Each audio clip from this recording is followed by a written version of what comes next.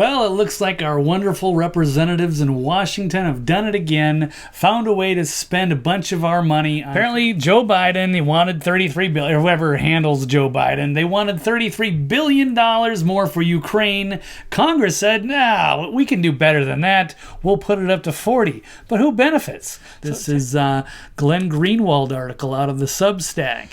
So even more amazingly, the total amount spent by the U.S. on the Russia-Ukraine war in less than 3 months is close to Russia's total military budget for the entire year. And we have long ago left the realm of debating why it is in the interest of American citizens to pour our country's resources into this war, to say nothing of risking a direct war and possibly catastrophic nuclear escalation with Russia, and with all the things that are going on domestically, all of the problems that we have here at home, and we are spending billions of dollars into basically it's a proxy war against you. We can't fight a direct war with Russia, so we're just going to give a bunch of money to Ukraine, and they're going to, I guess, defend themselves on our behalf, even though they were supposedly winning. I guess they were winning. This is easy. They're fighting ferociously against the evil Russians. So why do they need our help?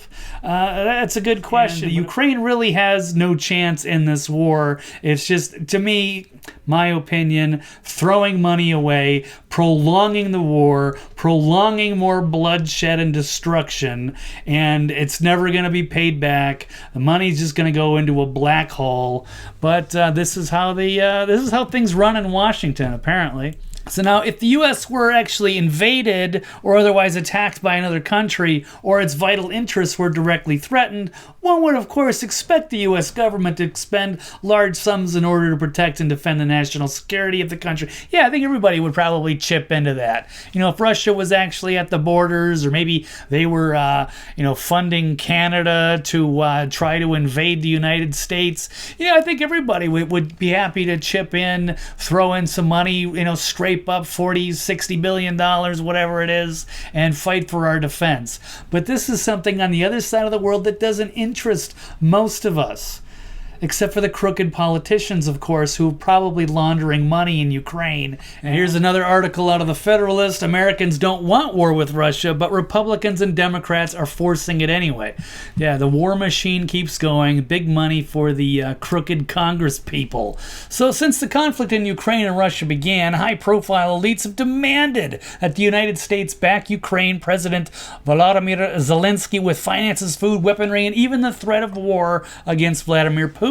But this is out of step with the will of the people. What started as a call to fund and defend a nation against an invasion from a dangerous dictator, however, quickly morphed into a quest to undermine the Russian regime by whatever means necessary, including ordering NATO warplanes to shoot down Russian aircraft and issue full-blown declarations of war. We're looking at you, Kinzinger and Lindsey Graham. That 72% of U.S. adults oppose the United States taking direct military action against Russian forces. Tweet, no Democrats and only 57 Republicans voted against this awful spending package to send $40 billion to Ukraine, more than even the massive amount Biden requested. Neither Biden nor the Republicans or Democrats in Congress have laid out a peace plan. No, or spending limits for Ukraine. Like, okay, we'll give you $40 billion and then no more. We'll reevaluate. Let's have a good discussion. Let's have some town halls with the American people and lay out a nice, easy peace plan for everybody so we can walk away before there's any further damage done. No. So can expect this to probably continue further. And who are all of these great freedom fighters in Ukraine anyway? Oh, as it turns out, they're neo-Nazis.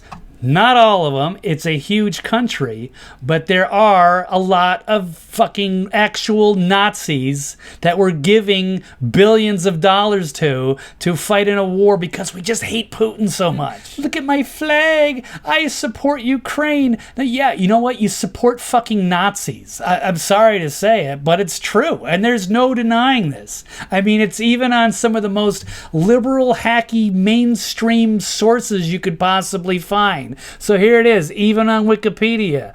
Azov Battalion, Neo-Nazi National Guard of Ukraine. So every time you see somebody on Twitter praising Azov, you're praising fucking Nazis. Okay, this is no different than when we were involved in proxy wars, arming moderate rebels that were actually Al-Qaeda, ISIS, to fight into proxy wars with U.S. interests.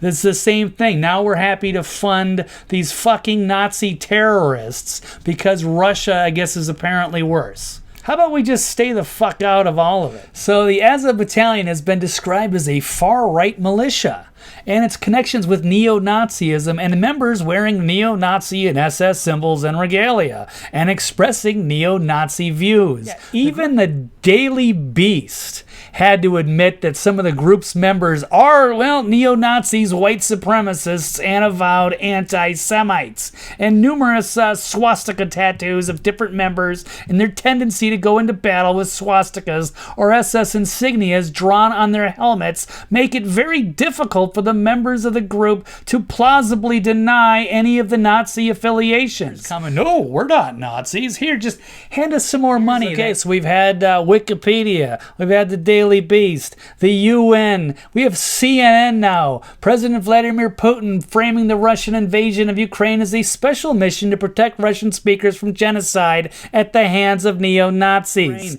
And they don't like the fucking Nazis, and yet the Nazis keep fucking terrorizing them. And so Russia wants to go in and say, hey, enough's enough. Stay the fuck out of this area. So while the far-right worldview of the Azov movement is clear, there has been an intense debate on whether the Azov Battalion should be classed a foreign terrorist organization by the U.S. Department of State, explaining that the battalion's ranks now include Ukrainians who have no affinity with its neo-Nazi past. Well, yeah, that's something that the PR person would say if you want to keep getting that money. You ain't getting that $40 billion if you say, yeah, we like Nazis. We're proud white supremacists. Then people are going to say, hey, no, Congress, we're not giving those assholes any money. But, hey, if they say, no, hey, they cover up their tattoos. No, we're not neo-Nazis. So, as a tweet from Michael Tracy about the CNN politics saying, what happens to the weapons sent to Ukraine? Well, the U.S. really doesn't know. Gee, how'd that work out when we gave Afghanistan all that money and left all that shit behind? And now we want to give them more weapons and more money. Gee, I wonder where that's going to go. I believe not a single Democrat in the House has any objection to dumping another $40 billion of untraceable high-grade weaponry into Ukraine, another blank check for continued U.S. military escalation. Every one of them just voted for it, no questions asked. Yeah, it's a fucking cult. With everybody parading around with their fucking blue and yellow Ukrainian flags on their fucking Twitter handle. It's crazy times. I feel like I just like a dream I have to wake up from. I can't believe this is actually happening. The supposedly anti-war left is happy to fund moderate rebels when Obama's in office, and they're free to screech, oh my God, about Trump. He's the worst thing ever. He's going to get into us all this wars. No, he didn't. We didn't have any fucking wars when Trump was president. But then we get Biden in, and all of a sudden, now we got this fucking conflict, and now we've got to arm the fucking neo-Nazis so that they can fight the Russians. It's amazing to me. So just a few months ago, before this whole conflict broke out, how did they cover it? Oh, they actually admitted, yeah, they're fucking Nazis. They got a problem over in Ukraine. It's pretty fucked up. And now we're going to act like it's okay, and we're just going to give them a blank check, give them all the money and weapons that they want, and it's okay now. Great. And here's what the most of the liberals out there will be saying. They're going to support the current thing. They're going to fly their fucking flag. They're going to wear their masks everywhere, take all the fucking boosters. They don't think for themselves. They're more involved in the cult, and they cannot think independently. They cannot think outside the box. And we've got a real problem on our hands here. So, anti-war against the Bush-Cheney administration and all the shit they caused. But as soon as Obama got into office, and now that puppet Biden's in office, that they'll go along with anything. And it's really sad state of affairs that we found ourselves in this mess, but welcome to 2022.